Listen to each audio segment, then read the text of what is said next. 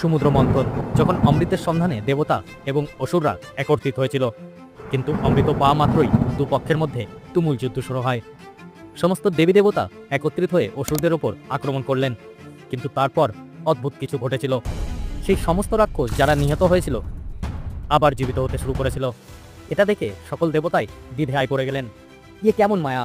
কিন্তু যিনি নিজের শক্তিতে এই কাজটি করেছিলেন তিনি কোনো মায়াবী দানব নন, বরং একজন মহান ঋষি ছিলেন। একজন ঋষি যিনি বহু বছর ধরে তপস্যার পর এই জ্ঞান লাভ করেছিলেন। মহারিষি ভৃগুর পুত্র এবং অসুরদের গুরু, গুরু শুক্রাচার্য, যিনি দত্তগুরু নামে পরিচিত। কিন্তু একটা সময় ছিল যখন শুক্রাচার্য দেবতাদের গুরু হতে চেয়েছিলেন। তারপর এমন কি হয়েছিল যে সে দেবতাদেরকে নিজের শত্রু মনে করতে লাগলেন। মহারিষি ভৃগু এবং তার দ্বিতীয় স্ত্রী কাব্যমাতার পুত্র, যদিও জন্মের সময় তার নাম রাখা হয়েছিল উষ্ণা, কিন্তু পরবর্তীকালে তিনি শুক্রাচার্য নামে পরিচিত হন।